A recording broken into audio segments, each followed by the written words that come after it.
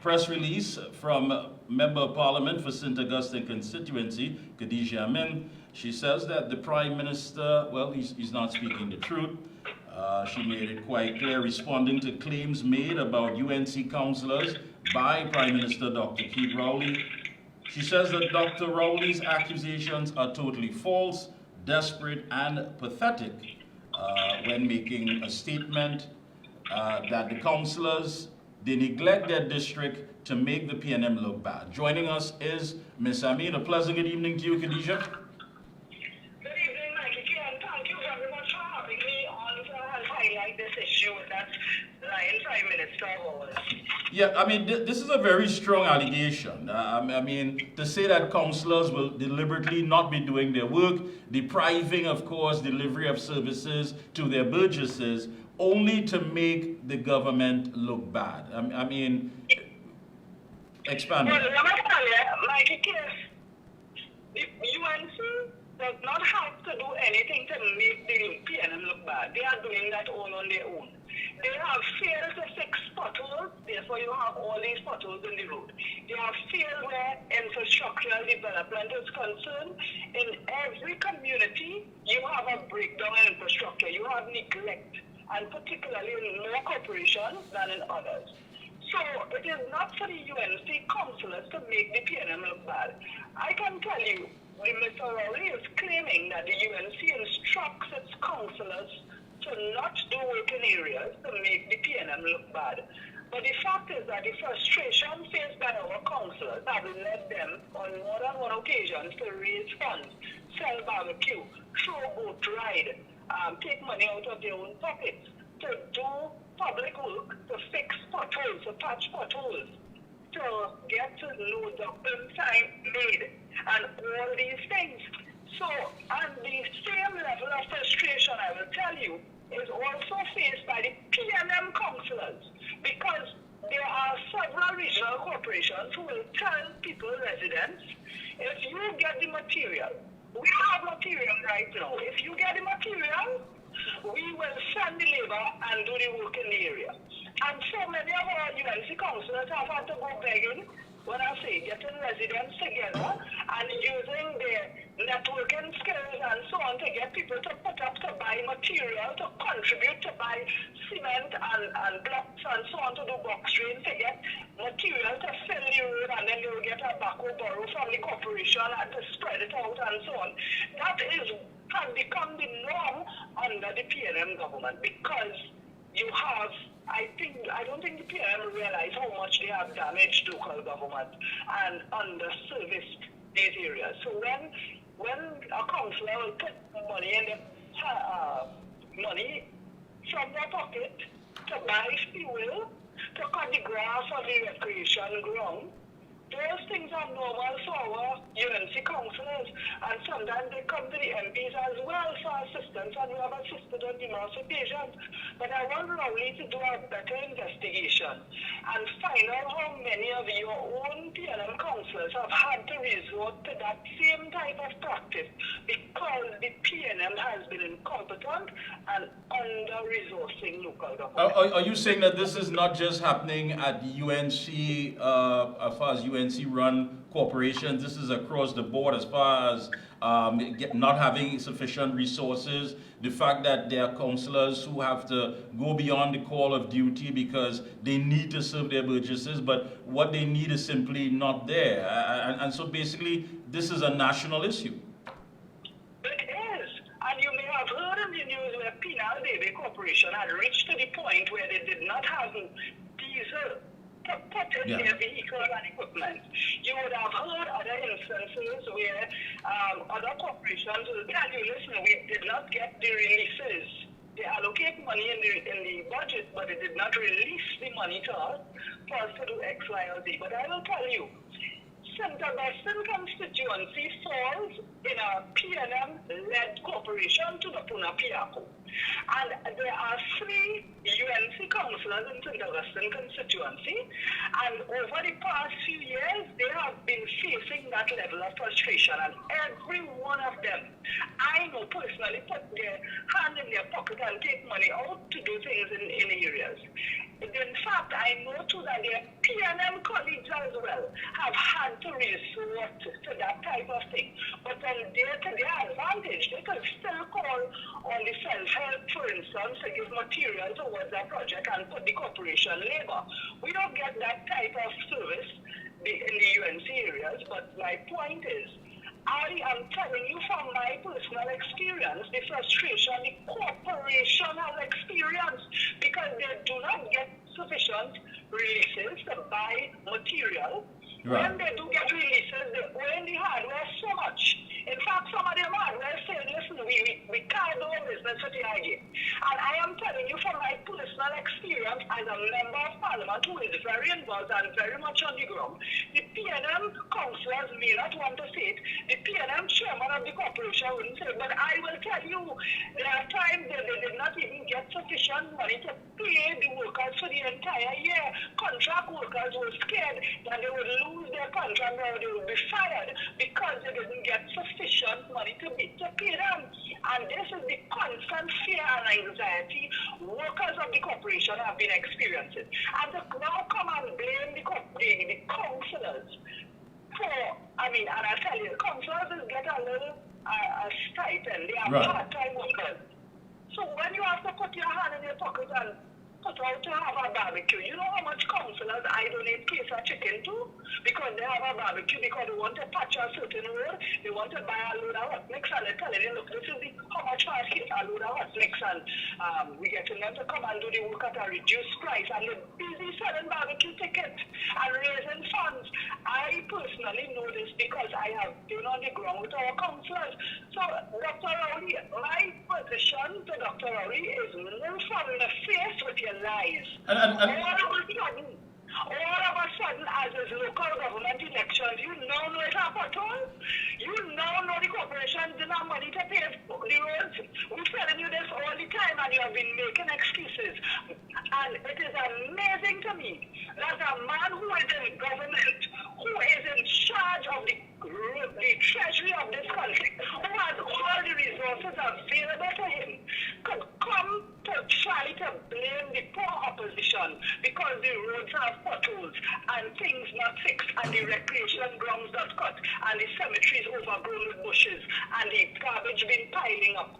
You are in government. So this retroactive blaming of the opposition is total BS in my book. And I am today firmly calling Dr. Rowley a liar. Now let me ask you as well, Mr. Ameen. Dr. Rowley also told party supporters recently that even if the election date is the 10th of November, the singular issue for the PNM at the polls is local government reform. Now, I need you to clear this up because has this bill been passed already as far as local government reform? Let me tell you, the PNM talking about local government reform since Hazel Manning was the Minister of Local Government. They postponed election for 7 years running. I became a councillor in 2003. It wasn't until 2010 when Kamala Prasad became Prime Minister that she called the election after Manning postponed it from 2003 to 2010. And when they call the election, they get licks. And since then, they have been talking about local government reform. It's only when it's an election year, you will hear them talking about anything. So since 2015, when they came in government, that was an election year, and they were promised, 2016 was the local government election year, and they promised a lot of reform. And then they come back and they give you a few excuses why they couldn't do it. And since that time, they're working on this bill, this local government reform bill. They finally passed the bill in Parliament. We did not support everything in the bill because one of the major things in it is property tax. And our position is that you should not have property tax right now. They passed the bill in any case, whether the opposition support or did not support, the bill is passed. Why have they not proclaimed the bill? Why have they not gone into the corporations and given the corporations the resources to do what the Act requires them to do? Since they passed the bill since last year, what have they done in local government reform? What part of the bill have they proclaimed? I will tell you. They proclaimed the part that changed the term of a councillor from 3 years to 4 years. You know why? They wanted to postpone the election because they know the population vexed with them. That's the only thing they have to proclaim. They did not come forward and proclaim the part that allows the councils to hire their CEOs, that gives the corporation more autonomy. All these things they talk about. They did not proclaim any of those parts. If they really meant business, they would have done that. And Ms. Ameen, and that is the issue. I mean, you're hearing all of these things being bandied about, and if it is that electorate is not informed, you would really think that this is about going to the polls and having this reform that is being told to them that is needed as far as garbage collection, as far as maintaining the recreational grounds, as far as everything that is required to upgrade their community. But that in itself is already there. So why is it being sold as if that going to stain your finger for something that has already been passed, simply take it and proclaim the law? Precisely my point. Now, Mikey, I was a chairman of a regional corporation when the UNC was in government. And you know what is the biggest difference? It's something called political will. If you want to get things done, whatever the system, you will work with it.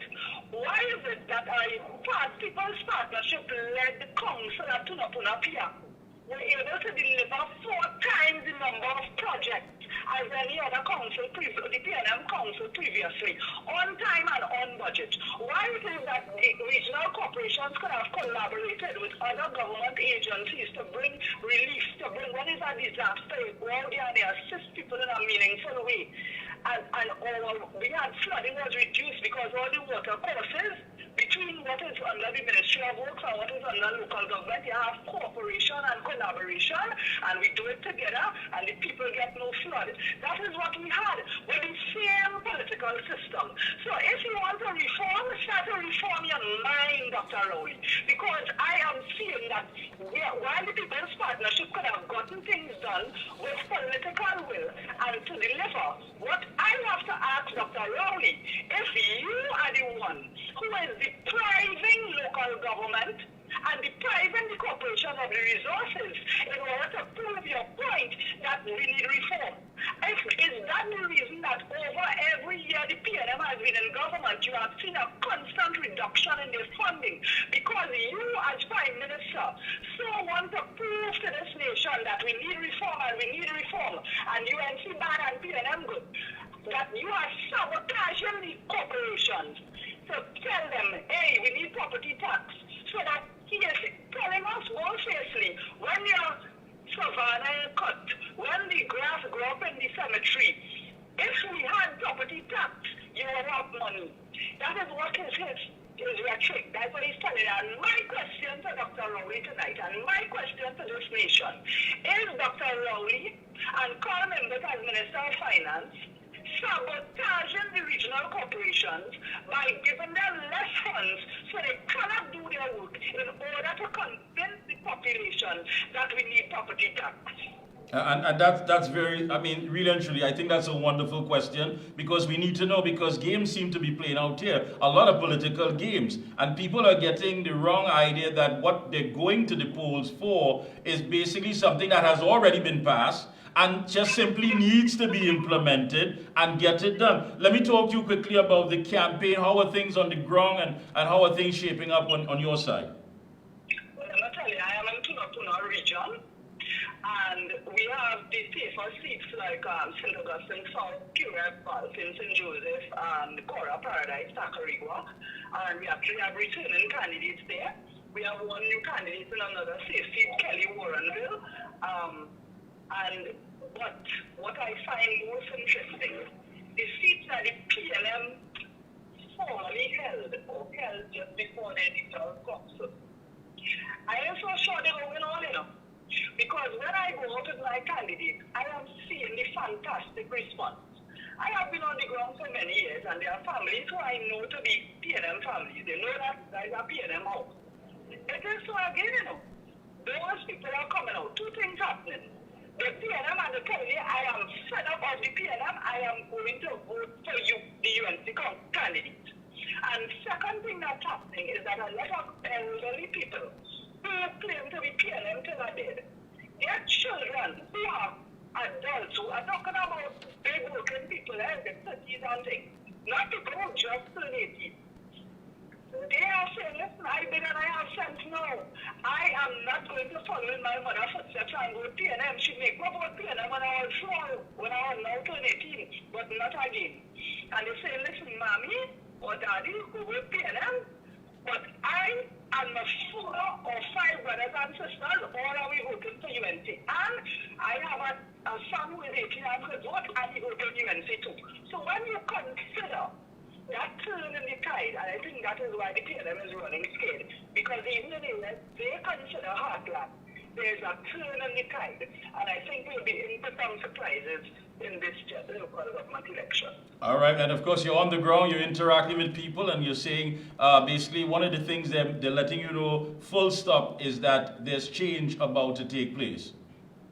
Yes, we have a big meeting in Center of Excellence on Monday coming. Now this is a joint meeting with, in Tunapuna region, we have candidates from NTA, UNC, and ILP. So we will have Jack on that platform, Gary Griffith and Kamala Prasad Bissessar on that platform. And when we go and tell people about this meeting in Center of Excellence Monday coming, man, people are ready to come. They say, if you can't send a maxi, so we will travel and drop out on the bus route and walk across. Because people are coming out to our meetings, they're coming out to support our candidates, they're coming out to vote. I see people telling me they even go for a jersey. Well, I mean, in the past, there are people who they'll take a jersey from PNM, UNC, anybody, they're happy to collect a jersey. I am seeing young people saying, I am going for no jersey and I'm coming to the meeting after fighting oil. And that tells you a lot. It tells you. I want to thank you so much for taking time out this evening, Ms. Ameen, as always. And of course, best of luck to you and your entire team, and keep up the good work. We'll be checking in with you periodically. Great, man. Thanks for having me. It's been a pleasure.